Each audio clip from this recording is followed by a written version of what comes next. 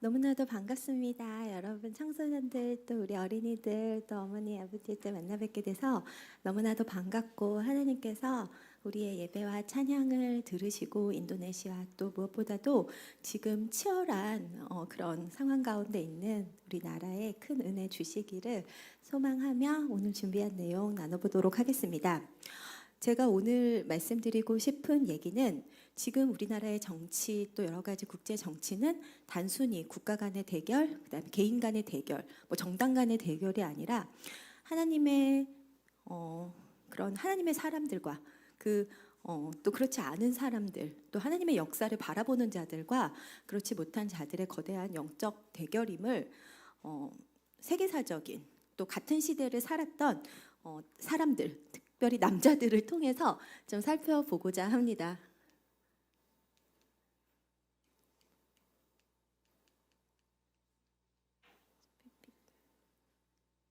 거꾸로?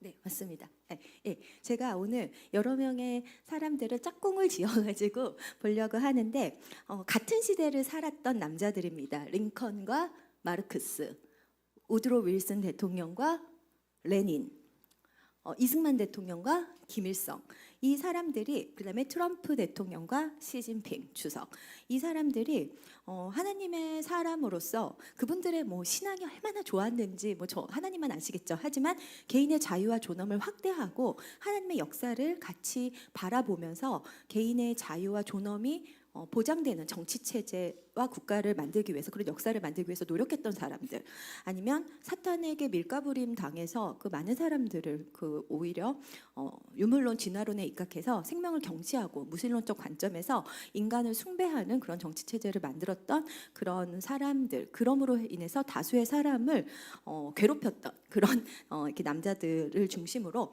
좀 이 지금의 영적 전쟁과 그 역사성을 보도록 하겠습니다. 먼저 이분들 얘기하기 전에 그 전에 중세 이후의 서양 근대사를 잠깐 얘기하도록 하겠습니다. 우리가 잘 알다시피 중세에서는 카톨릭이 너무나도 착취적이었습니다. 3,000명의 성인들, 세인트들의 생일을 챙기느라고 그 당시 중세 사람들은 너무나도 먹고 살기 힘들었고, 급기야는 면죄부를 팔아서 그 바티칸의 아름다운 그 성 베드로 성당을 지었습니다. 지금도 최근에 선종했다고 하는 그 프란시스코 교황이 세계 최대 무신론 범죄 집단, 유신론 집단, 범죄 집단의 이렇게 포용적인 그런 거를 하면서 이제 돌아가셨는데, 이제 최근에 이제 새로 세워진 그런 미국 출신의 교황이 어떤 사람일지 지금 참 제가 궁금해하고 있습니다. 어쨌든 그런 세월을 보내다가 루터가 1517년에 종교 개혁을 하면서 오직 은혜, 오직 말씀이라는 말씀으로써 정말로 성경에 근거한 하나님의 은혜에 입각해서 정말로 완전 종교 개혁을 하면서 그 서양의 그런 역사를 완전히 바꿔버렸습니다. 그리고 1536년에 칼뱅이 제네바에서 이 기독교 강요를 쓰면서 정말 기독교 신앙을 체계적으로 정리했고, 이 일을 통해서 로마 카톨릭의 모든 전횡과 뭐 그런 지식 독재들을 다 무너뜨리면서 완전히 하나님에게만 순종해야 되는 인간의 권력과 카톨릭의 그런 교리에 굴종할 필요 없는 완전히 자유롭고 존엄한 개인이 있음을 선포했습니다. 그래서 이후 중세 유럽까지는 참으로 힘들게 살았던 사람들이 이 종교 개혁을 통해서 완전히 자유롭고 존엄하고 독립적인 개인으로서 그들의 정치적, 경제적 자유를 확장해 가는 과정이 결국에 이후의 서양의 역사이고, 그 과정을 통해서 서양이 인류 문명에 엄청난 그런 정치 개혁과 경제 개혁, 산업 혁명을 통해서 경천동지할 역사를 이뤄낸 것이라고 볼 수가 있겠습니다. 그런 유럽이 지금 사상적으로는 포스트 모더니즘, 정치적으로는 사회주의, 종교적으로는 이슬라마이즈 되면서 스스로의 위험을 포기하고 막 스스로 막 자살을 하고 있는데 빨리 유럽이 정신 차리고 잘 돌아오기를 기도하고 있습니다. 위대한 서구 문명이었는데 정말 어떻게 이렇게 됐는지 안타까울 따름입니다. 어쨌든 그 과정을 통해서 그 프랑스를 중심으로 프랑스의 칼뱅주의자들, 개신교들이 위구노 전쟁 등을 통해서 탄압을 당하면서 이후에 이 나라들이 각자의 길을 가게 된 거죠. 이제 그 전에는 신성 로마 제국이라는 상당히 신성하지도 않고 로마도 아니고 제국도 아니었던 이상한 나라 하에서 이렇게 상당히 이상한 삶을 살고 있었던 중세 국가들이 종교 전쟁을 겪으면서 결국에 이렇게 주권 국가로 나뉘게 되고 어떤 나라는 카톨릭으로, 어떤 나라는 루터교로, 어떤 나라는 칼뱅교로 가게 됐는데 결국에는 잘 살게 된 나라들은 그 전까지는 유럽에서 별 볼 일 없었던 그런 네덜란드, 영국 같은 나라들이 그런 개신교들을 믿으면서 종교의 자유를 확장하고 그런 종교적 박해를 피해서 탈출한 사람들을 수용하면서 완전히 약진하게 되었고 이전에 잘 나갔던 그런 뭐 프랑스나 이전에 잘 나갔던 에스파냐, 스페인 그런 나라들은 2, 3류 국가로 추락하는 그런 일을 겪습니다. 그 중에서 영국이 이제는 그런 카톨릭으로부터 분리해서 상당히 그 왕의 개인적인 이유로 이혼하기 위해서 사실은 그 앵글리칸 처치로 이제 독립하면서 많은 개신교들이 그곳에 왔는데 이런 성공회에 약간 뭐 기독교도 개신교도 아니고 뭐 그렇다고 카톨릭도 아닌 이런 뭔가 좀 이상한 종교의 신물을 느낀 그런 퓨리탄들, 필그림이라고 불리는 그런 칼뱅주의자들이 1620년에 하나님 제대로 믿고 싶어서 정말로 예수님, 그러니까 하나님 제대로 예배드리고 싶고 종교의 자유를 제대로 누리고 싶어서 우리가 우리끼리 한번 가서 셀프 고버닝, 우리 자치를 하면서 한번 제대로 하나님 믿어보고 싶다고 하면서 용기를 내서 배를 타고 이제 그때 미국에 도착합니다. 이들이 그 미국의 건국의 주역들인 거죠. 이후에. 그래서 이 사람들은 타운이라는 거를 만들었습니다. 타운이라는 거를 만들어서 이 안에서 일단 교회를 중심으로 학교를 만들어서 상당히 독실하면서도 상당히 열심히 일하면서도 자치 우리가 타운홀 미팅을 통해서 그 동네 사람들이 함께 모여서 민주주의를 실천하고 애들을 열심히 가르치고 열심히 성경 공부하고 그러면서 이렇게 미국이 정말 그 처음에 미국에 갔다는 거는 여러분 그때 유럽은 이미 상당히 잘 살고 있었는데 그 모든 거를 버리고 가서 다시 처음부터 시작하는 거여서 너무나도 힘든 일이었겠지만은 미국 사람들 특유의 그런 발명하고 그다음에 개척하고 뭐 그런 정신이 이 당시에 고취되면서 미국이 상당히 빨리 변화하게 됐고 그 미국에 가서 한번 성공해보고 싶은 사람들 그 유럽에 있는 종교 전쟁도 지겨워 왕도 지겨워 그다음에 영주들 지겨운 사람들이 떠나가지고 이제 미국에 수많은 사람들이 모이면서 미국이 점점 발전하게 됩니다. 결국에는 하나님 제대로 믿고 싶었던 그런 사람들이 가서 세운 나라가 미국이었고 이 사람들이 1776년이 돼서는 이제 우리는 영국의 식민지로 살기 싫어. 그리고 우리는 영국 맨날 왜 우리 갑자기 세금 내라 그러는 거야. 우리가 세금 내기 싫어. 그러니까 대표를 보내면 우리가 세금을 낼 수 있어. 근데 영국이 그걸 잘 안 해준 거죠. 왜? 미국 식민지는 막 커지고 있었기 때문에 대표를 보내기 시작하면은 영국은 조그맣고 미국은 이제 전 세계로부터 이민자들이 오는데 미국이 더 사람이 많아지면 영국 의회는 미국이 다 장악할 거야. 미국 출신들이 장악할 거야. 그러면서 이제 안 받아준 그러니까 세금 대표를 자주 못 보내게 함으로써 이 사람들이 1776년 건국의 아버지들 그 당시에 가장 똑똑하고 가장 독실하고 가장 철학과 법학에 능했던 그리고 심지어 과학에도 능해서 벤자민 프랭클린 같은 사람들은 막 피레침도 만들고 막 일기장 쓰는 방법도 만들고 그러지 않았습니까? 그러니까 그때 가장 똑똑했었던 전 세계에서 가장 똑똑했었던 사람들이 모여가지고 자유인의 공화국을 만들기로 한 겁니다. 이게 너무 위대하지 않습니까? 당시에 모든 나라들이 왕이 있었는데 세계의 모든 나라들이 왕이었는데 우리는 정말 자유인의 공화국을 만들어 보겠어. 왜? 크리에이터가 우리에게 unalienable한 rights를 주셨거든. 창조주께서 우리에게 양도 불가한 권리를 주셨기 때문에 우리는 그 자유와 존엄이 보장되는 정치적 실험을 해보겠다는 거였습니다. 여러분 실험이었기 때문에 망할 수도 있었던 거죠. 안 될 수도 있었던 건데 그것이 실험이 성공 정도가 아니라 자유민주주의라는 체제를 처음으로 시작했고 그 자유민주주의라는 체제 안에서 정말 이 미국이 엄청난 나라가 됐고 그 자유민주주의를 전 세계에 확장하는 그 놀라운 역사가 이 건국의 아버지들을 통해서 이루어졌습니다. 그래서 이 사람들이 생각했었던 나라는 개인의 자유를 극대화하기 위해서 정부는 제한된 권력을 가지고 있어야 돼. 그렇기 때문에 삼권 분립을 해야 돼. 사법부가 독립적이어야 돼. 그다음에 왕 없어도 돼. 그냥 프레지던트를 통해서 시민의 대표로서 임기를 가지고 인도우드 파워를 통해서 제한된 권력을 또 성실하게 하는 그런 지도자가 있으면 돼. 그러면서 위대한 그런 정치 실험을 했고, 그리고 그것이 지금의 미국까지 이어졌다고 보고 있습니다. 그런 반면 그 후로 이게 1776이었고 1789년 프랑스에서는 그거와 완전 다른 혁명을 했던 것이죠. 이 구체제를 뒤집어 엎고 새로운 정치 체제를 한번 만들어 봐야겠는데, 새로운 세상을 만들어 보겠다는데 그들이 생각했었던 기본적인 개념은 계몽주의였습니다.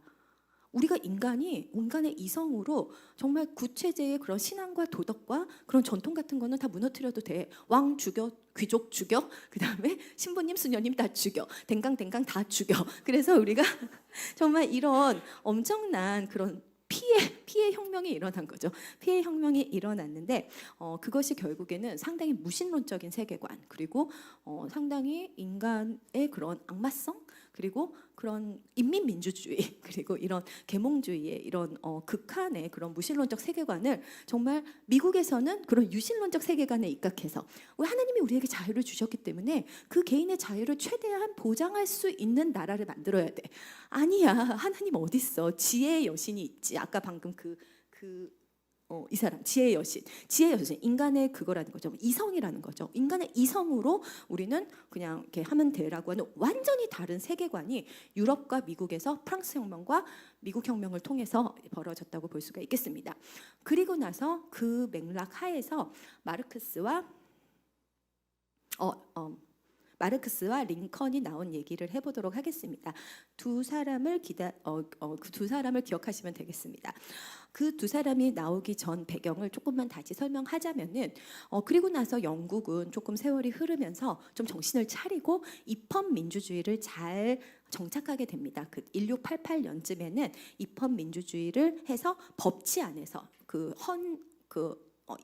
의회의 정치를 통해서 왕 역시 의회 안에 하나의 멤버라는 킹 인 팔리아먼트 시스템 해에서 영국이 입헌 정치를 제대로 작동하기 시작했고, 그 입헌 정치의 의미라는 거는 개인의 그러니까 법치가 보존되고 왕의 변덕이나 왕의 기분에 따라서 나라가 운영되는 게 아니라 시민의 대표들에 의해서 정치가 운영되고, 그리고 안정적인 법치가 이루어지는 거죠. 그리고 그 안정적인 법치의 핵심은 개인의 재산권입니다. 내가 내 재산이 있는데 왕이, 국가가 마음대로 그것을 강탈해가지 못하는 그 시스템이 영국에서 자리를 잡으면서 영국 사람들이 인류 문명에서 일찍이 없었던 위대한 일을 해내는 거죠. 그것이 바로 산업혁명이죠. 이 전의 인류는 언제나 배고프고 언제나 춥고 언제나 어두웠는데, 이 산업혁명을 통해서 급격한 에너지혁명, 급격한 생산량의 증강을 겪으면서, 그것은 여러분 이때 갑자기 사람들이 엄청 잘난 사람들이 막 태어난 게 아니라 재산권을 보장해 주니까 이때 특허권 같은 거를 보장해 준 거죠, 영국 의회가. 그랬더니 없었던 머리도 막 돌아가는 거죠. 왜? 부자가 되고 싶으니까. 우리 사람들 뻔하지 않습니까? 인센티브가 있는 거죠. 부자가 돼서 나도 한번 멋들어지게 살아보고 싶고, 그다음에 내 자식에게도 더 좋은 삶을 주기 위한 인간의 가장 기본적인 그런 욕구를 재산권이라는 것이 보존해 주었기 때문에, 이때 와트가 그러니까 에너지 만들고, 그다음에 아크라이트가 방적기 만들고, 그다음에 어떤 사람 방직기 만들고, 그러면서 영국이 엄청난 그런 산업혁명을 통해서 세계의 공장, 세계의 막 그 물건을 공급하는 그런 나라로 갑자기 그 영국이 발전하게 됩니다. 그러면서 그 영국이 대영 제국을 만들었던 거죠. 그 자기네가 만든 물건을 상선들이 가서 팔고, 그 파는 배를 그 영국의 해군이 옆에 가서 지켜주면서, 그 당시에 바다라는 것은 언제라도 해적이 나타날 수 있어요. 지금이야 미국의 항공모함들이 곳곳에 서가지고 그 상선들을 보호하고 있지만, 이때는 그 나라의 상선은 그 나라의 해군이 지켜줘야 되는 시스템이었기 때문에, 이때 영국이 자기들이 판 물건들을 전 세계에 팔면서 정말 해가 지지 않는 그런 엄청난 나라를 만들어냅니다. 하지만 그 산업혁명이라는 것은 아직 그 제도가 그 자본주의 초반에 그 거침을 잘 케어하지 못하던 시기가 있었기 때문에 여러 가지 문제도 있었습니다. 아동 노동이라든지 가혹한 노동 환경 같은 거 아직 제도가 미비되어 있었기 때문에 그런 문제들이 분명히 있었던 것이죠. 영국의 보수주의자들은 그 사람들의 공장장의 재산권, 이 모든 지적 재산권이 중요하기 때문에 이 문제를 입헌 민주주의를 통해서 의회 정치를 통해서 차근차근 해결해 나가자고 생각했던 사람들입니다. 국회의원이 가서 조사하고 공장의 현실에 대해서 보고서를 쓰고 그리고 그것에 대해서 법을 개선해 나가면서 아동 노동에 대해서 노동자의 현실에 대해서 그런 산업재해 등에 대해서 조금씩 해결을 해나가면서 이 제도가 점점 완비되기 시작했던 것이죠. 하지만 이것에 대해서 급진적인 해결책을 말했던 사람이 바로 우리가 오늘 또 시작할 그런 마르크스였습니다. 이 마르크스는 정말 너무나도 이상한 사람이죠. 한마디로 이상한 사람. 자기는 평생 노동은 한 번도 안 해보고 친구 엥겔스가 보내준 돈으로 아주 귀족적인 생활을 즐기면서 그리고 미국 신문의 특파원으로 일하면서 노동 부르주아를 무너뜨리고 혁명을 일으켜가지고 프롤레타리아 레볼루션을 해야 된다. 전 세계 노동자여 일어나라 하고 하여튼 그런 사람이었습니다. 그리고 그가 기본적으로 가지고 있었던 그 아이디어는 다윈, 그 당시 다윈의 한참 유행하던 진화론에서 나온 거죠. 인간이 생물에서 진화하듯이 이렇게 진화하듯이 그런 생물학적 진화가 있듯이 역사도 진화한다. 우리가 옛날에 노예제를 했지만 그 다음에는 봉건제를 하고 그 다음에는 자본주의가 하고 역사는 반드시 공산주의로 간다는 이런 자기만의 넷피셜 아닙니까? 이런 거를 막 상상을 해가지고 프롤레타리아 혁명이 일어난다. 그리고 이들이 이거를 뒤집어 엎어서 일어나야 된다. 전 세계 노동자들이요 단결하라. 역사는 진화하기 때문에 이제는 반드시 그 자본주의의 마지막 부분에서 프롤레타리아가 혁명을 일으켜서 이제 공산 사회가 된다는 이런 역사관, 이런 철학을 제시를 합니다. 원래는 독일 사람이었는데 독일에서 쫓겨나가지고 영국에서 공부하다가 살다가 죽었습니다. 이때 비슷한 때에 살던 미국의 한 남자가 있었던 것이죠. 링컨 대통령입니다. 이분은 정말 인생의 불운의 끝판왕, 정말로 사업도 망하고 국회의원 선거에서도 맨날 떨어지고 하지만 독실한 크리스찬으로서 공화당을 창설했습니다. 공화당, 지금의 미국의 리퍼블리칸 파티를 창설하면서 중요한 얘기를 하는 거죠. 노예제도를 없애야 된다. 건국의 아버지들이 미국을 만들 때 노예제도를 안고 출발했습니다. 왜냐하면 그 남부 북부의 주들이 함께 모여서 주를 만드는 거기 때문에 분명히 그 중에서는 그게 틀렸다고 생각을 했던 거죠. 아니 우리가 언에러블한 라이트를 주장하면서 나라를 만드는데 흑인 문제는 덮어주고 가는 게 마음은 불편했지만 그 문제를 다 해결하고 시작한다면은 언제 다 해결될지 모르니까 일단 우리는 나라를 만들어. 그리고 그 문제는 차차 해결하자는 생각으로 일단 나라를 만들 것이죠. 그리고 나서 링컨은 그 노예제를 운영하는 미국은 하나님의 축복을 받을 수 없다고 생각한 거죠. 우리가 이 문제를 반드시 해결해야지. 남부 주들의 노예 주인들은 반대하겠지. 하지만 우리는 이 문제를 해결해야 된다고 강한 크리스찬의 역사의식, 강한 크리스찬의 소명의식으로 선포합니다. 당연히 남부 주들은 싫어하죠. 그 북부는 공장이 발전한 것에 비해서 남부는 그런 코튼필드, 그 목화밭을 운영하면서 그 노예 노동에 의해서 그것을 영국에 수출하고 그 돈으로 먹고 살았던 상당히 그런 경제 시스템을 가졌기 때문에 대농장을 유지하면서 그 남부의 그런 지도자들은 당연히 반대했었던 겁니다. 그래서 그때 남부가 했던 거는 찢어지자는 거죠. 우리는 연방 탈퇴할래. 우리 각자의 길을 가자였습니다. 링컨은 no, 절대 안 된다는 거죠. 가긴 어딜 가. 너희 절대 못 간 거죠. 안 된다는 겁니다. 우리는 연방을 유지해야 되고 노예제도는 없애야 돼. 노받고. 그래서 둘 중에 하나도 양보할 수 없는 겁니다. 그렇기 때문에 전쟁을 불사한 거죠. 남북 전쟁은 미국 역사상 가장 끔찍한 전쟁으로서 60만 명 이상이 죽었습니다. 미국 사람들이 서로 싸워가지고 그렇게 많이 죽은 전쟁을 불사하면서 필요할 때는 전쟁을 해서라도 우리는 분리될 수 없다. 그리고 노예제도 폐지에 대해서 포기할 수 없다는 것이죠. 그래서 정말 그 전쟁을 해서 그 수많은 사상자를 냈지만 결국에는 북부의 공장, 언제든지 여러분 산업력이 우수한 나라, 그다음에 돈이 도는 체제가 전쟁에서 이깁니다. 그랬을 때 북부가 이기게 되고 이때 처음으로 미국에서 미국에서 여태까지는 흑인이 백인을 위해서 피를 흘렸다면 농장에서 처음으로 백인이 흑인을 위해서 피를 흘리면서 그 전에는 정말로 상종을 할 수 없었다고 그러니까 취급받았던 우리 선교사님도 오셨을 때 백정이랑 비슷하지 않습니까? 그랬을 때 정말 이들이 정말 군복을 입고 우리의 자유를 위해서 나가서 싸우면서 정말 그 남북 전쟁에서 북군이 승리했습니다. 이 게티스버그 연설 같은 데서 얼마나 그 링컨의 훌륭한 정치 의식이 나오는지 모르겠습니다.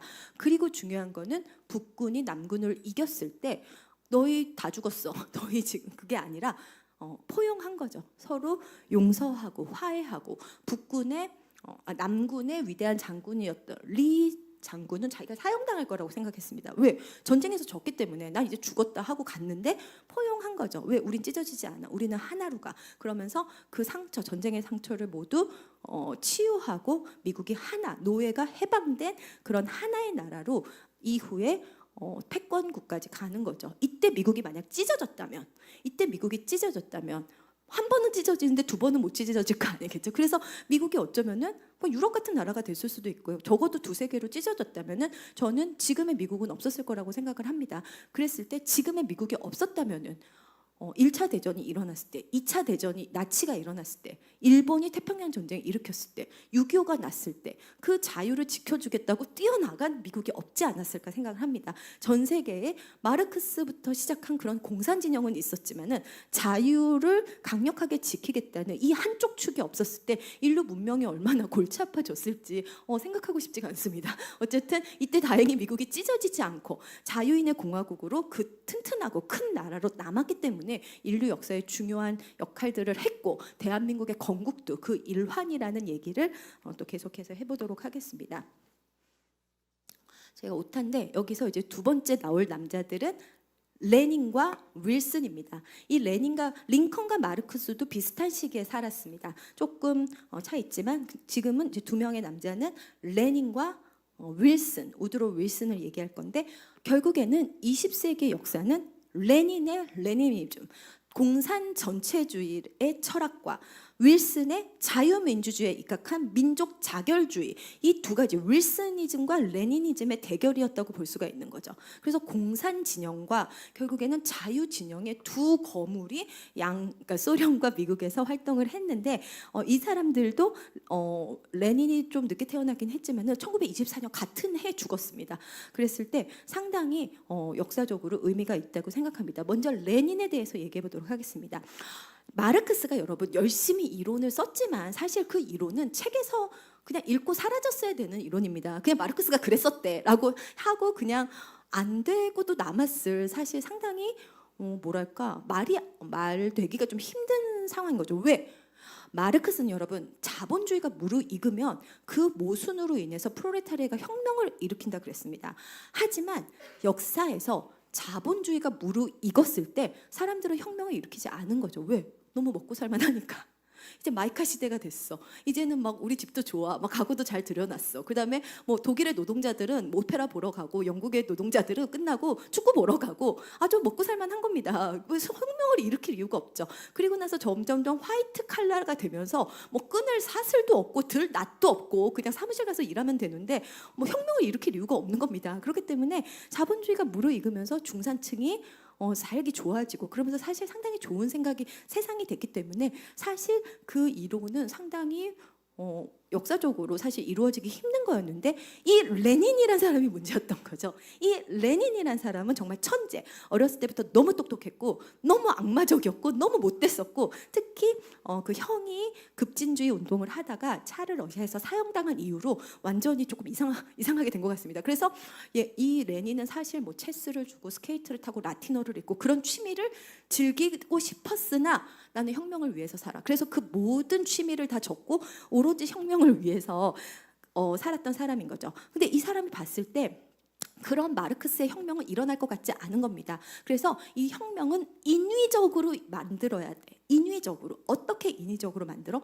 프롤레타리아들은 절대로 이렇게 혁명을 일으킬 것 같지 않아. 그러니까 혁명 전문가들을 만들어야 돼. 혁명꾼들을 길러야 돼. 그래서 그 혁명꾼들, 아방가르드라고 불리는 전위대를 길러서 얘네를 노동조합으로 들여보내고 군대로 들여보내고 각각 사회에 들여보내서 얘네를 통해서 이렇게 혁명을 일으켜서 사회를 전복시키고 공장을 전복시키고 시스템을 전복시키고 군대의 칼이 차르를 향하게 해서 우리는 혁명을 인위적으로 만들겠다고 하고 정말로 얼마나 열심히 하고 열심히 혁명 전략, 레볼루션 택틱스를 만들어가지고 그 혁명에 정말 성공을 해서 한 줌의 볼셰비키, 몇천 명밖에 되지 않는 이 볼셰비키들이 그 화려하고 그 부자고 그 가장 럭셔리 라이프를 즐겼던 차르를 무너뜨리고 차르 러시아를 무너뜨리고 정말로 그 사회주의 혁명을 성공한 거죠.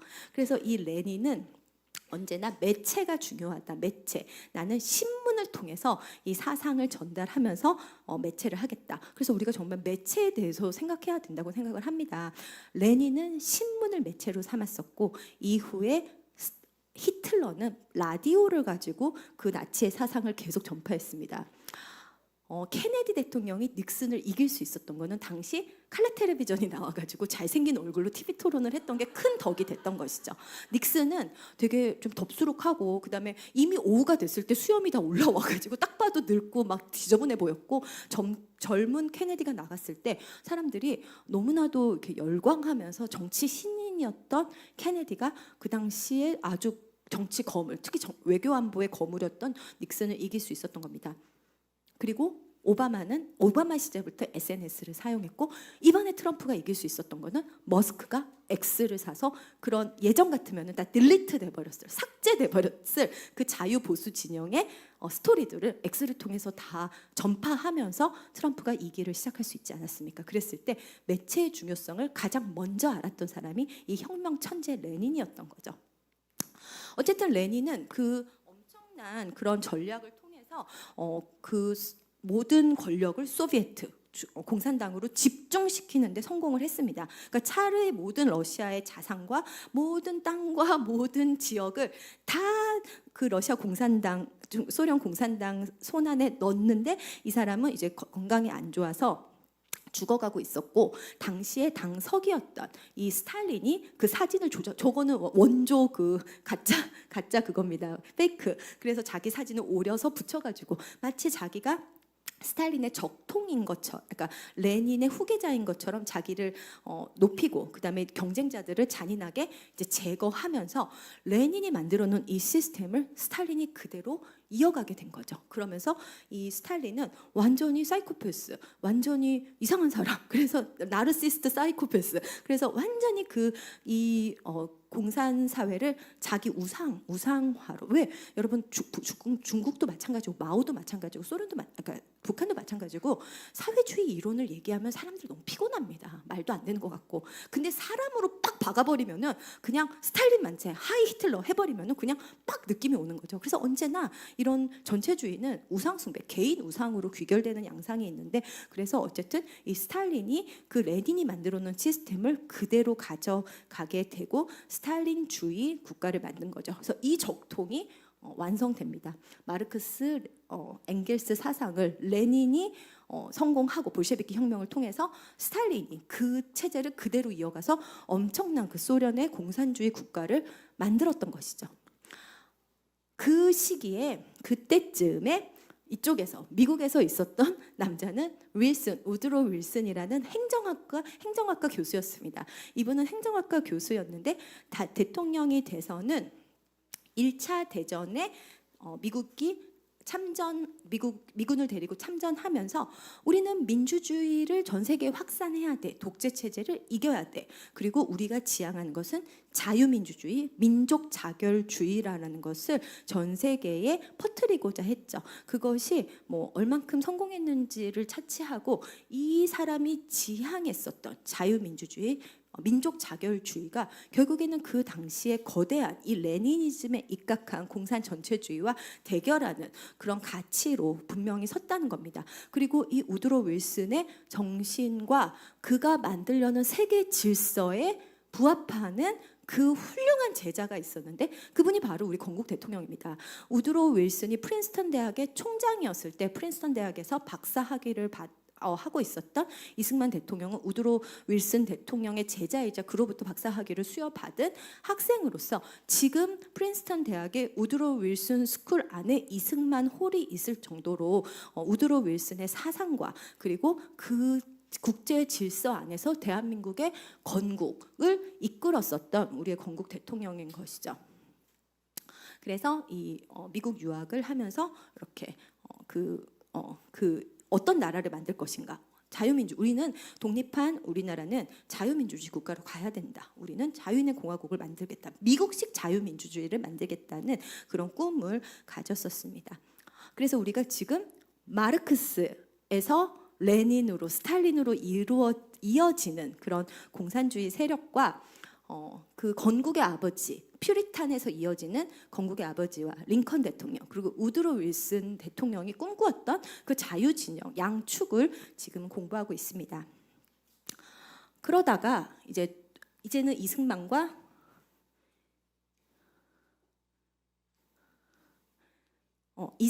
김일성 또 비슷한 시기에 살았던 이 두 남자에 대해서 얘기해 보도록 하겠습니다.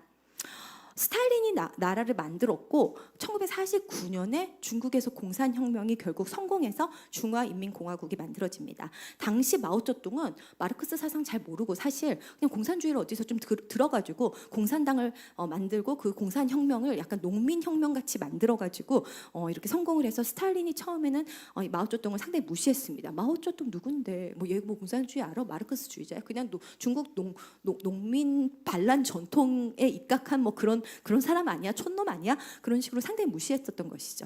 하지만 마오쩌둥은 결국에는 그 스탈린의 3번의 거절에도 불구하고 꾸역꾸역 모스크바를 찾아가서 스탈린, 그 당시 공산주의 종주국이었던 스탈린으로부터 인정을 받으면서 이제는 그 선상에서 이름을 올립니다. 그리고 그 라인에 있었던 또 다른 남자가 김일성이었던 것이죠. 김일성은 만주에서 조금 이제 왔다 갔다 하다가 이제 전투에서 지고 소련으로 도망가서 스탈린의 보호하에 있습니다. 그 당시에 스탈린은 여러 나라에서 온 그런 민족주의, 그다음에 공산주의자들을 킵해 놓는 거죠. 왜? 우리가 나중에 거기 가서 나라를 세울 때, 위성국가를 세울 때 그 사람들을 내세우면서 세우는 게 좋겠다고 생각했던 거죠. 그래서 김일성은 스탈린 밑에 있었고, 그리고 그 스탈린으로부터 부여받은 그런 권위를 통해서, 그리고 스탈린으로부터 지명을 받아서 그 소련 군인들에게 의해서 평양 시민에게 소개되면서 우리 놀라운 새로운 리더가 왔다 그러면서 그 해방 공간에서 점점 권력을 키워갑니다. 그 시기에 1945년에서 1948년까지 우리나라가 해방되고 건국되는 그 사이에 그러니까 북한에서는 소련군에 의해서 김일성 정권이 차근차근 만들어졌었고, 이 남한에서는 38선 이남에서는 엄청난 공산 게릴라들의 그런 무장 폭동들이 일어났던 거죠. 그것이 여수 순천 사건, 4.3 사건, 대구 폭동, 그런 일들이 일어나면서 신생 국가가 만들어지는 거, 이 해방 공간에서 이 나라를 흔들어 가지고 어떤 제대로 된 나라가 세워지지 않게 하려는 너무나도 많은 노력이 있었습니다. 그럼에도 불구하고 1950년 48년 5월 10일 날 이승만 대통령은 유엔의 감시하에서, 유엔의 그런 감시와 그런 지지하에서 처음으로 우리나라의 보통선거, 자유선거를 실시했고, 그리고 1948년 8월 15일 날 자유인의 공화국을 건국합니다. 윌슨 대통령이 말했던 그런 자유민주주의, 민족 자결주의에 입각한 윌슨이즘에 입각해서 정말 나라가 만들어진 거고, 유엔의 승인 하에서 그 나라가 만들어졌기 때문에 국제사회로부터 인정을 받았고, 그것은 이후에 지금까지도 아까 6.25가 났을 때 유엔군이 우리나라에 참전할 수 있었던 중요한 근거가 됩니다. 이 지도를 보면은 그 당시에 레니니즘과 윌슨이즘이 얼마나 아시아에서 특히 밀렸는지를 볼 수 있다고 생각을 합니다. 정말 아시아 국가들이 다 공산화되는 과정, 저 세계가 공산화되는 과정에서 정말 이 유라시아 대륙의 끝에 우리만 딱 이렇게 자유민주주의 국가로 세워졌다는 것은 하나님의 은혜고, 또 우리 건국 대통령의 그런 하나님이 주신 지혜와 영감, 용기와 그런 업적이라고 생각을 합니다. 그리고 2년 만에 나라가 세워진 지 2년 만에 공산주의 세력, 아까 그 말씀드렸던 그 무신론 유문론에 입각했었던 그 공산주의 세력이 팀을 짜서 스탈린의 허락과 지지, 마오의 적극적인 개입, 그다음에 김일성의 주도로 공산 전체주의 세력의 확장이었던 6.25가 일어났을 때는 그 미군과 유엔군이 와서 이 나라를 위해서 대한민국을 지키는 싸움을 같이 하면서 정말로 그 나라를 우리가 대한민국을 자유 대한민국을 유지할 수 있었던 놀라운 그 전쟁 역사가 있습니다. 이때 이승만 대통령은 이때 김일성은 우리가 인천 상륙 작전하고 막 올라갈 때 막 가족들과 다 같이 중국으로 도망갑니다. 근데 이승만 대통령은 전방에 최전방에 가서 200수십 번이나 그 전장에서 연설을 하면서 군인들을 응원하고 위로하고 기도했던 것이죠. 그랬을 때 저는 지금 어떤 후보가 생각납니다. 엄청난 그 방탄 유리를 이렇게 해놓고 했었던 그 후보와 정말로 저렇게 용감하게 그 전방에 가서 그 자유를 수호하기 위해서 지키기 위해서 노력했었던 그 완전히 이렇게 다른 인간의 종류가 아닌가 그런 생각을 합니다. 결국에는 미국이랑 대한민국은 역사상 자유의 나라를 함께 세우고 자유인의 공화국이 1776 미국에서 세워지고 1948 대한민국에서 세워진 것처럼 또 그 같은 해에 이스라엘에서 1948년에 이스라엘이 나라 세워진 거 새 나라다 유대 기독교 정신에 입각해서 세워졌다는 게 너무나도 놀라운 그런 복음의 역사라고 생각을 합니다. 독실한 크리스찬 리더들이 반공에 입각해서 왜 공산주의는 유물론 전체주의이기 때문에 반공 정신에 입각해서 이 나라를 세우고 지키고 여기까지 왔다는 게 너무나도 은혜로운 역사라고 생각을 합니다. 그래서 우리가 지금 두 명을 공부했습니다. 그리고 나서 세월이 흘러 1991년이 됐을 때 소련이 무너집니다. 이렇게 정말 스탈린 뭐 좋은 시절 보냈는지 모르겠지만 정말 저렇게 돼버리고 레닌도 저렇게 돼버리고 진짜 그런 거 아닙니까? 자유를 억압하고 개인을 노예화했을 때 그 세월이 변했을 때 누가 이 사람들을 좋아하겠습니까? 그리고 나서 사실 그때 중국도 무너지고 북한도 무너지고 그랬으면 참 좋았을 텐데 중국은 그때 새로운 전략을 도입한 거죠. 왜? 자기네가 사회주의 체제, 자기가 공산주의로 나라를 만들었는데 공산주의가 딱 봐도 망한 거 아닙니까? 그러니까는 얘네들의 새로운 전략은 애국주의 교육입니다. 우리가 중국인은 위대하다. 중국은 위대한 문명이었어. 근데 지난 100년 동안 우리가 서구에 의해서 침략당해서 이제 다시 제국으로 부활해야 라는 엄청나게 간단한 역사 나래티브를 전 국민에게 아기 때부터 청년 때까지 계속 가르치는 거죠. 100개의 애국주의 노래를 부르게 하고 100개의 영화를 보게 하고 100개의 소설을 읽게 하고 100일장도 애국주의에 대해서 쓰는 거고 중국몽에 대해서 쓰는 거고 영화도 그런 것만 보는 거고 그런 영화만 나오고 그 다음에 미술 대회를 해도 그거를 그리는 거고 학교 들어가면 인테리어도 애국주의 교육의 인테리어. 그래서 모든 내용을 이 애국주의로 91년부터 무장하기 시작해서 지금 그 유명한 우마오당 리틀 핑크스들을 만든 거 아닙니까? 그렇기 때문에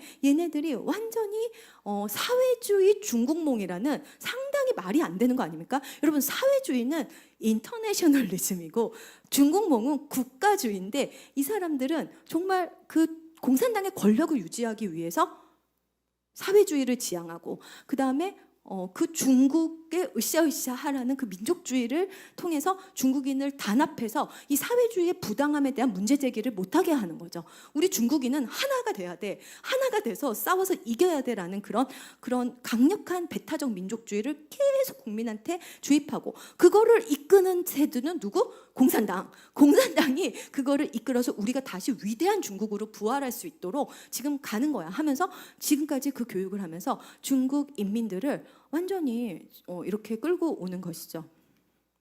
그래서 지금의 시진핑은 또 하나의 마오가 됐고 아직도 중국은 당 국가 체제, 당이 국가의 주인인, 당이 국가를 운영하는 일당 독재 체제로 엄청난 그런 독재 체제로 발전하고 있습니다. 지금은 그 민주화 요구나 여러 가지 그 모순, 극단적인 빈부격차, 극단적인 중국 공산당의 부패, 극단적인 이 사회 모순들을 감시하기 위해서 완전히 디지털 전체주의를 하는 거죠. 6억대의 카메라들이 늘 보고 있습니다. 수업을 할 때 고개가 떨어지는지 얘가 딴짓하는지도 그 카메라가 다 보고 있는 것이죠. 그리고 스타디움에 사람이 꽉 차 있어도 누군지 다 알 수 있고 그 사람이 하루 종일 어디 가서 뭘 했는지, 그 다음에 어디 인터넷으로 뭐를 결제했는지, 뭐를 검색했는지 빅데이터를 통해서 중국 공산당이 다 보고 있습니다. 그리고 학교 들어갈 때 출석 체크 할 필요 없습니다. 페이스 서베일런스를 통해서 그냥 지나가면은 내가 학교를 갔는지 안 갔는지 다 알 수 있는 거, 그런 시스템을 지금 완벽하게 만들어 놓고 엄청난 그런 체제를 유지하고 있습니다. 그 나라가 그냥 자기네들끼리 그냥 지지고 볶고 그래도 우리는 견딜 수 없죠. 왜냐하면 그 사람들이 하나님 믿는 사람들이 탄압당하고 이런 전체주의 체제가 개인의 자유와 존엄을 억압하기 때문에 그래도 그것도 우리가 참을 수가 없는데, 더욱더 참을 수 없는 거는 얘네가 우리한테 관심이 너무 많다는 것입니다. 관심이 너무 많고 전 세계 공산화를 위해서 얘네는 잠시도 쉬지 않는 것이죠. 저 돈을 사실 인민들을 위해서 써야 되는데 그 돈을 전 세계에 뿌리면서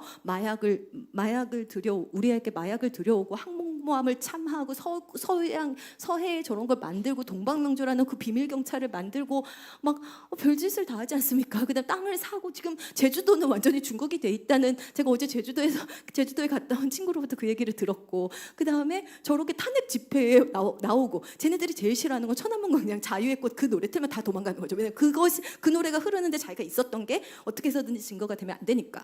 그리고 심지어는 우리나라에서 투표까지 합니다. 지방선거에서. 그래서 너무나도 이 중국의 침투 전략, 왜? 중국은 옆에 자유민주주의 국가가 있는 게 싫은 겁니다. 자유라는 가치를 중국인이 아는 순간 중국 공산당 너 왜 이래 그러면서 들고 일어날 거 알기 때문에 최대한 자유주의 국가를 공산화하는 게 자신들의 안보에 가장 중요한 일이라고 생각을 하는 거죠. 그것을 위해서는 못할 짓이 없고 못 쓸 돈이 없는 겁니다. 왜? 공산당과 사회주의와 그 이슬람은 똑같은 거죠. 목적을 위해서는 무슨 짓을 해도 괜찮다고 생각하기 때문에 무슨 짓을 해도 괜찮고, 중국의 인민은 그냥 내가 자율적으로 난 그런 거 안 해가 아니라 중국 공산당이 하라면 해야 되는 이 사회적인 시스템, 그리고 그것을 위해서 아기 때부터 교육을 받은 사람들이기 때문에 우리가 중국의 사람들을 한 명 한 명 너무나도 사랑하지만 그들이 정치적으로 어떤 생각을 가지고 있고 어떤 세계관을 가지고 무엇을 하고 있는지에 대해서는 늘 경계해야 된다고 생각합니다. 우리의 안보, 우리의 주권, 그리고 무엇보다도 우리의 자유, 그런 것을 위해서 그렇다는 거죠. 그리고 나서 그 옆에 들러붙어 있는 북한이란 나라는 중국에 의해서 먹고 사는 나라입니다. 북한이 뭐가 있습니까? 사실 북한은 소련이 무너졌을 때 소련의 원조로 살았던 나라이기 때문에 사실 소련이 무너졌을 때 같이 죽었어야 되는데 우리나라에서 햇빛 정책 펼치는 사람들이 돈을 막 갖다 주고 중국이 도와줘서 지금까지 살아있고, 세계 최악의 우상숭배 전체주의 사이비 집단으로서 지금까지도 모든 사람을 노예로 조선시대부터 더 비참하게 살게 하면서 지금까지도 건재하고 있습니다. 제가 북한과 중국의 사람들을 사랑하기 때문에 이러는 겁니다. 제가 정말 그 영혼들을 사랑하기 때문에 그들을 억압하는 그 정치 체제와 공산당과 노동당을 미워하는 것이죠. 저는 누가 뭐래도 정말 너무 자신 있게 말할 수 있습니다. CCP is not China. China는 China고 CCP는 CCP인 거고, 북한의 주민들과 이 노동당은 지로성 관계인 거죠. 이 사람이 행복한 이상 이 사람은 행복할 수 없고, 이 사람이 죽어야지 이 사람이 행복해지는 이 관계이기 때문에 이들이 자유롭기 위해서는 저 체제가 무너져야 된다고 너무나도 강력하게 생각합니다. 심지어 얘네들이 3대 세습을 완성하고 있다는 게 너무나도 안타까운데, 더 안타까운 것은 한국의 너무 많은 정치인들, 엘리트들이 국민의 87%는 중국을 싫어하지만 이 엘리트들이 중국을 사랑하고, 이 엘리트들이 사회주의를 좋아하고, 이 엘리트들이 CCP의 권력을 워너비 모델로 삼고 있는 거죠. 우리도 중국의 CCP처럼 우리나라에서 하고 싶은가 봅니다. 그랬을 때 이것이 너무나도 강력한, 왜 그럴까? 저는 확신합니다. 중국의 침투 전략, 미인계를 통해서 이권을 주면서, 돈을 주면서, 어떤 협박거리를 찾으면서 이들을 매수한 게 아닌가, 아니면 빌미를 잡힌 게 아니라는 강력한 의혹을 가지고 있습니다. 왜? 중국이 하는 전쟁은 초한전이라는 거죠. Unlimited war, unrestricted war, 한계가 없는 전쟁이라는 겁니다. 무엇이든지 다 하면서 그 전쟁을 하고 있을 때 우리가 이해할 수 없는 일들이, 아니 우리 왜 저러는 거야? 왜 중국인들의 왜 주민투표권을 줘? 중국 사람들은 자기 나라에서 평생 투표를 한 번도 안 합니다. 우리나라 사람들은 중국 가서 반국가 행동하면 바로 쫓겨납니다. 쫓겨나만 하면 다행인 거죠. 그런데 왜 우리는 이렇게 하나? 엘리트들의 그런 게 있지 않나 생각을 합니다. 그리고 이런 분들도 있는 것이죠.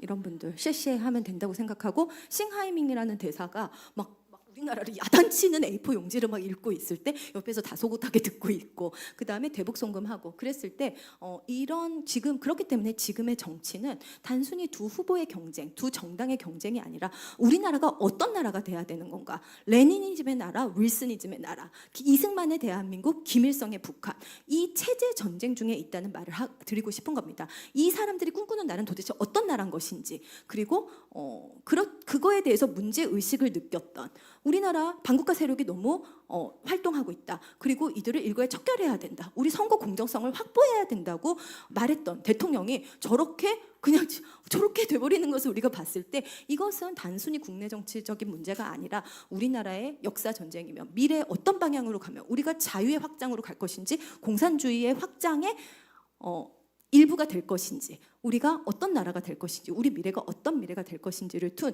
치열한 영적 전쟁이라고 생각을 합니다. 우리가 선교 한국이 돼서 정말로 북한의 자유화를 이끌고 중국이 그리스도께로 돌아오는 것을 이끄는 그런 나라가 될 것인지, 아니면은 우리도 역시 저런 우리도 쉐쉐하면서 살아야 되는 것인지, 진짜 그렇습니다. 그랬을 때 우리가 이 역사의 엄중한 시대에 살고 있고, 이 문제를 두고 함께 나누고 공부하고 함께 기도하게 돼서 너무나도 귀하게 생각을 합니다.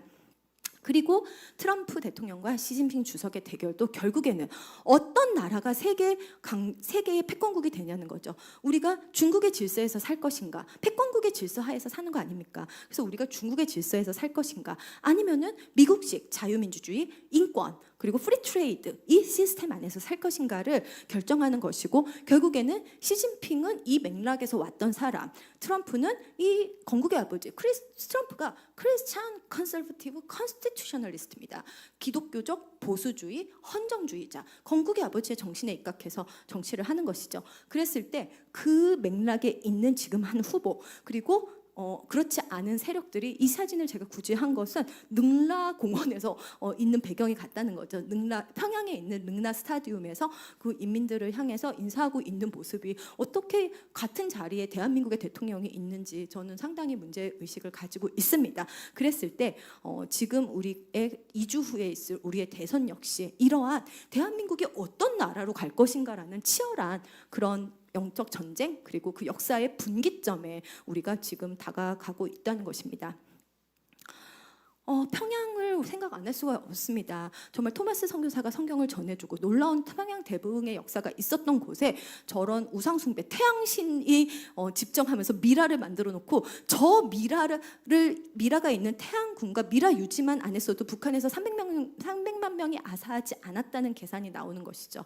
중국은 정말로 그 수많은 내지 선교사들이 중국에 있는 모든 현에 선교의 복음의 역사, 복음의 씨앗을 뿌린 그런 나라였고, 최근까지도 시진핑 정권 이전까지도 많은 선교사님들이 정말 많은 교회를 지었던 곳인데, 지금 다 그분들이 나오시게 되셨고, 지금 기독교 다이너마이트로 막 십자가를 막 부시고, 시진핑 사진을 막 십계명 옆에 붙여놓고, 막 지금 예수를 그냥 중국의 이야기 속에 있는 하나의 사람으로 만들어버리는 그런 너무나도 악한 그런 기독교 탄압의 역사가 지금 이루어지고 있습니다. 그렇기 때문에 우리가 지금의 영적 전쟁을 잘 분별하고, 우리가 지금 어느 곳에 있는지, 우리가 하나님의 역사의 방향에 우리의 삶과 우리의 주신 달란트와 우리의 생명을 다하여서 하나님의 역사관에 복음이 확장되고 중국이 그리스도께로 돌아오고 북한의 교회가 재건되는 그런 날을 위해서 함께 기도하고 함께 우리의 다짐하는 그런 시간이 됐으면 좋겠습니다. 감사합니다. 네.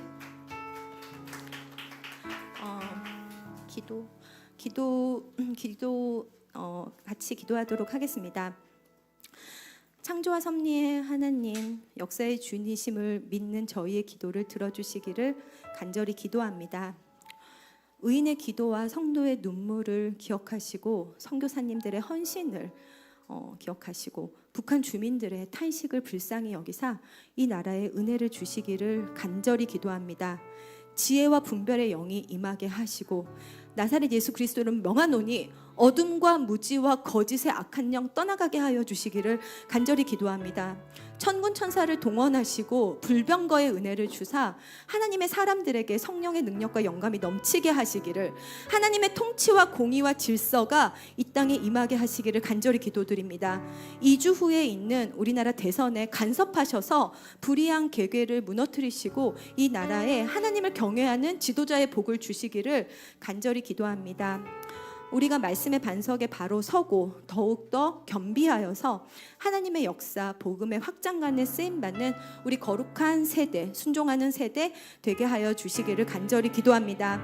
북한의 무너진 교회를 재건하고 복음의 대로가 중수되며 포로디 푸른 그리스도의 계절이 이 땅에 속히 임하게 하여 주시기를 간절히 기도드립니다.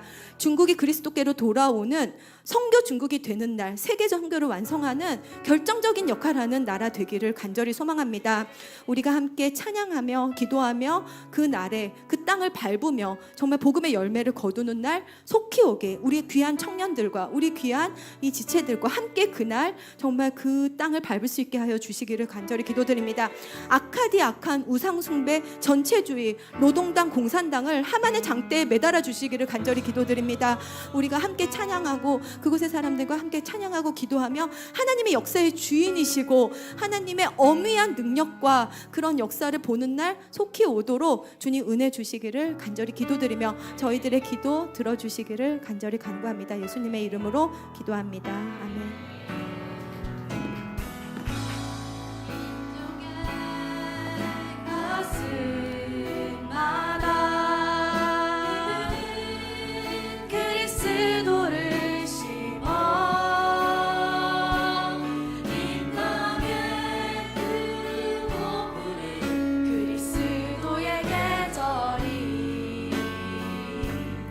오게 하소서.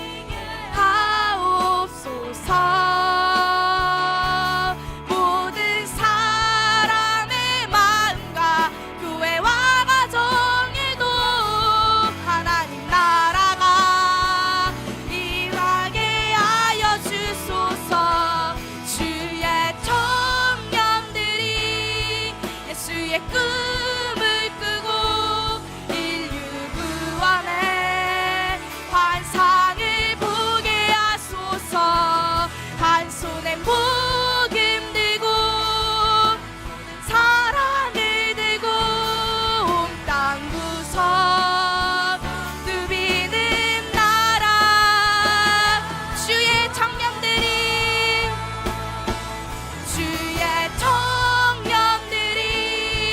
예수의 꿈을 끄고 인류 구원의 환상을 보게 하소서. 복음 들고 한 손엔 사랑을 들고 온 땅 구석 구석 누비는 나라 소서.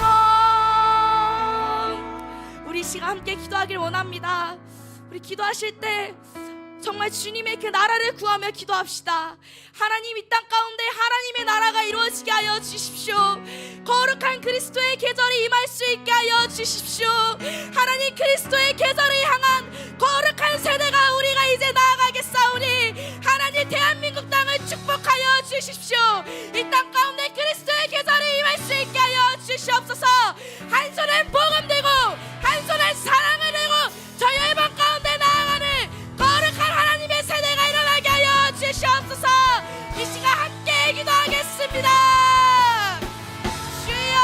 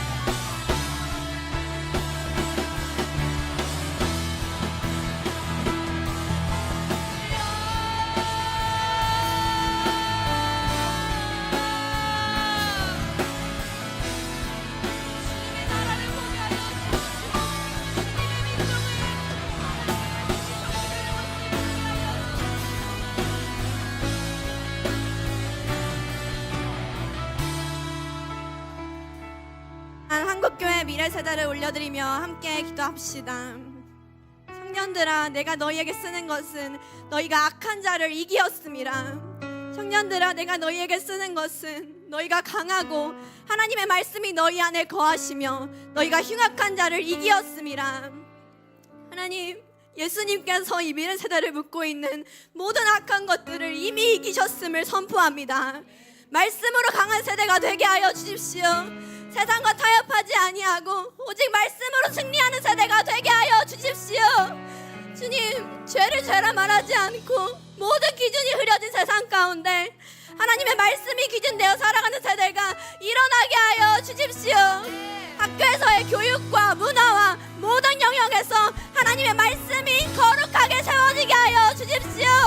이 세대의 기준을 흐려놓는 모든 악한 것들은 이 시간 떠나갈지어다. 하나님의 말씀의 빛이 비추어질지어다.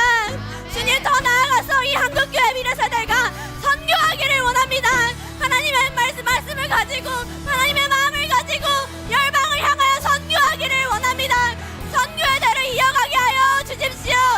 미래세대여 일어날지어다. 한국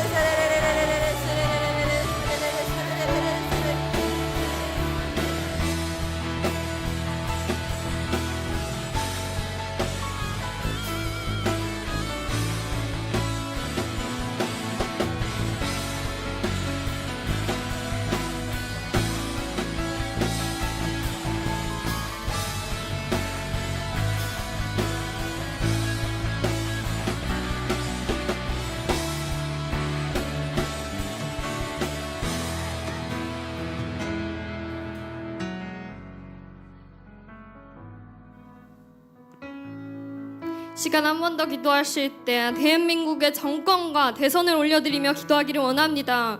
나라가 혼란스러운 이러한 상황 가운데 곧 이루어질 대선을 위하여서 누구보다 한국교회가 마음을 다해 기도해야 할 줄 믿습니다. 하나님 아버지, 누구보다 대한민국을 사랑하시며 하나님의 마음을 다해 살피시는 주님을 찬양합니다.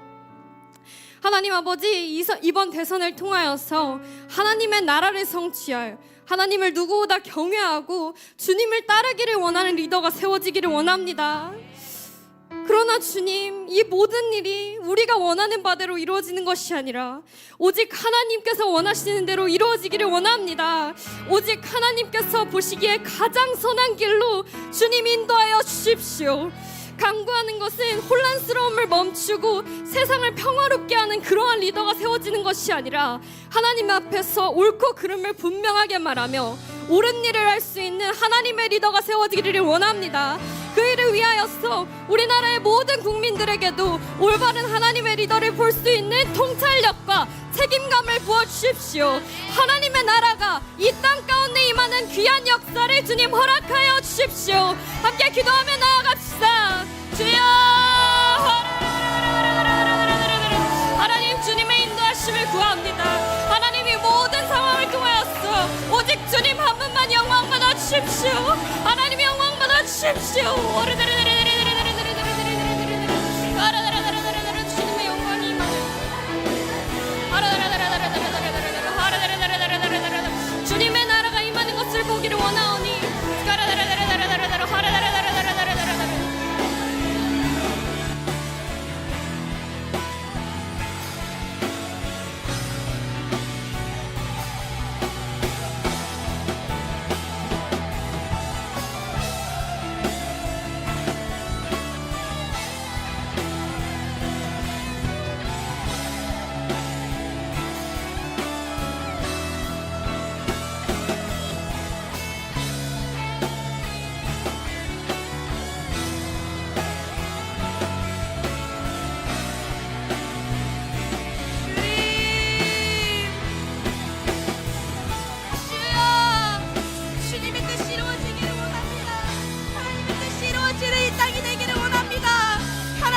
주십시오. 우리에게 보여주십시오. 하나님의 나라가 이루어지는 그 날이 속히 오게 하여 주십시오.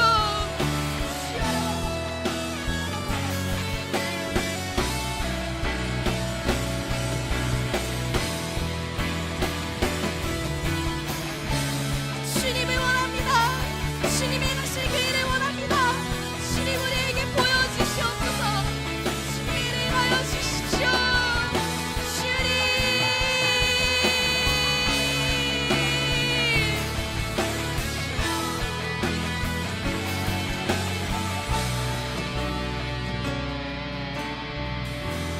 시간 다시 한 번 더 기도하실 때 이 땅을 하나님께 올려드리며 기도하길 원합니다. 하나님, 우리가 하나님 앞에 눈물로 기도하던 기도 제목이 있습니다. 우리 한국교회가 날마다 아침을 깨우며 주님께 기도하던 기도가 있습니다. 하나님, 이 땅을 축복하며 기도하던 기도가 있습니다. 주님, 그 기도를 기억하여 주십시오. 정말 이 땅과 저 열방을 위해 눈물 흘리며 기도했던 한국교회의 기도를 기억하여 주시옵소서.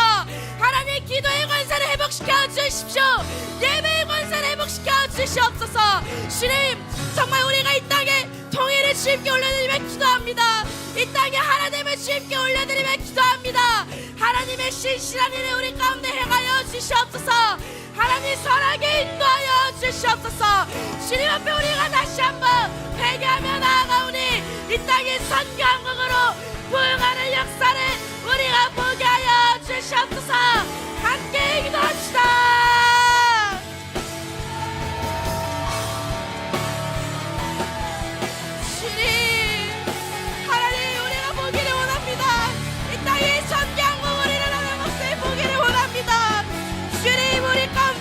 주시옵소서.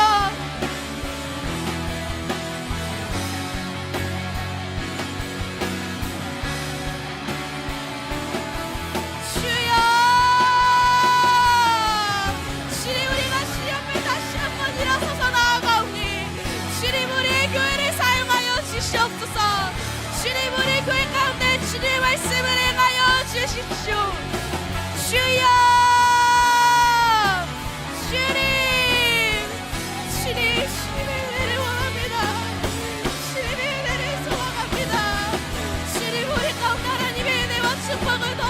주십시오. 주님 앞에 다시 한번 회개하며 나아가오니 주님 성경국의 이웃과 성경국의 은혜를 우리 가운데 허락하여 주십시오. 주님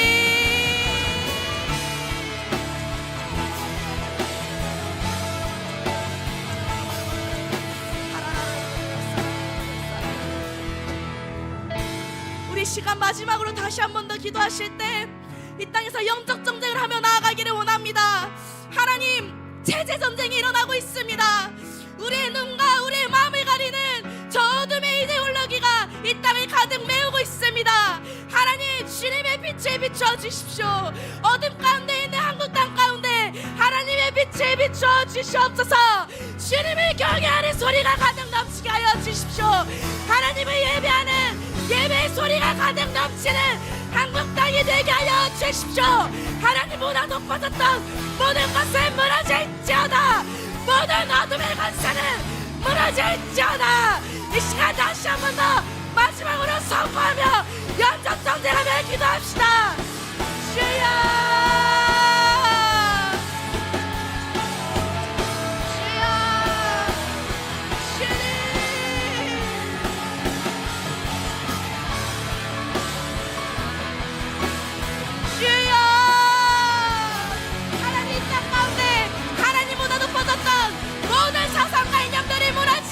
주십시오. 우리의 눈과 우리의 마음을 가리고 있는 모든 어둠의 줄을 벗겨주십시오.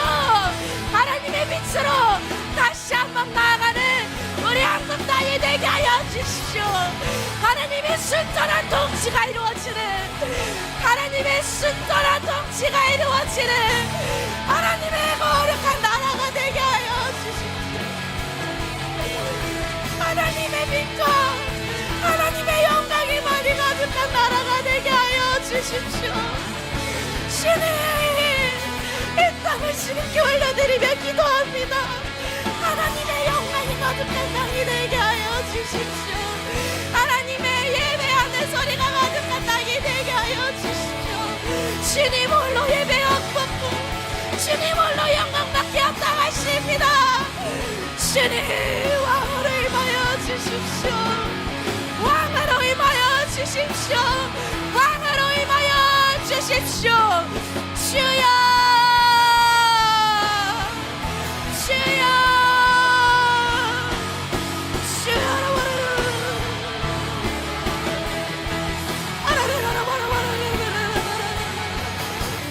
주님, 세상이 너무나 악합니다. 세상이 너무나 어둡습니다. 하나님, 주님의 빛을 비추어 주십시오. 옳은 길을 따라갈 수 있는 말씀의 빛을 비추어 주십시오. 우리 마음을 모아여 주시옵소서. 주님 주여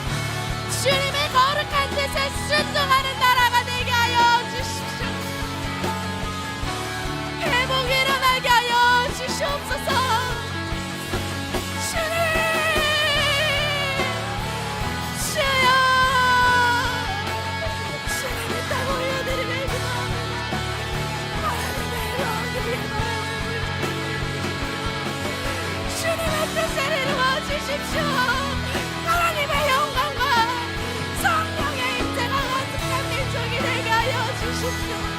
하나님이 하실 줄을 믿습니다. 하나님이 나라의 왕 되심을 선포합니다. 하나님 임자여 주십시오. 하나님 영광 받아 주시옵소서. 주여 주여 주여 주여 아라바라바리 주님 주여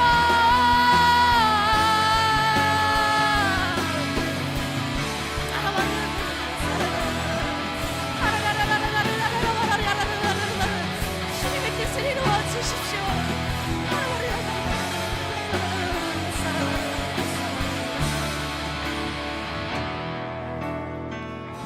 우리 시간 한국교회를 또 이 땅을 주님께 올려드리며 기도했으면 좋겠습니다.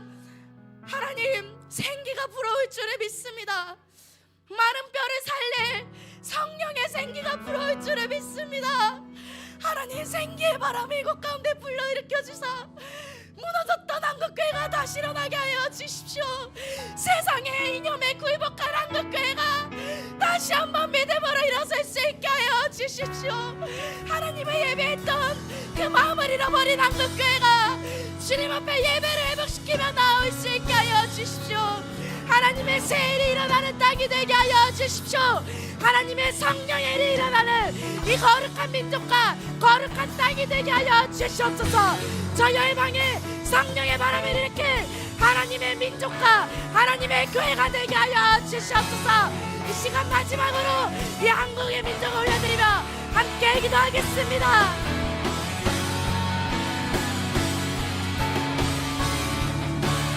주님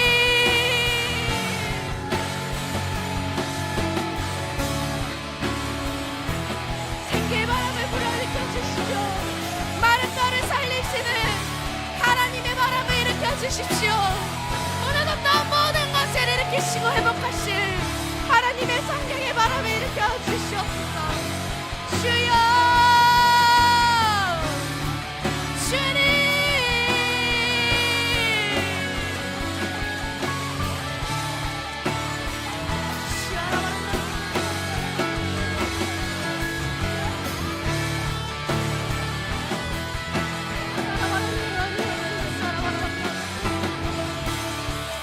주여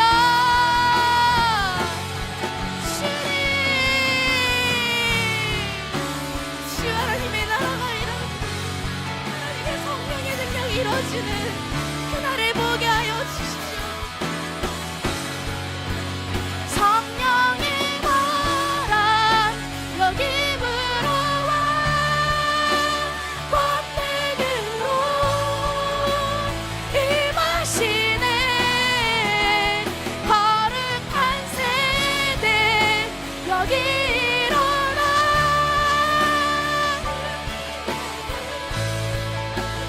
이루시네.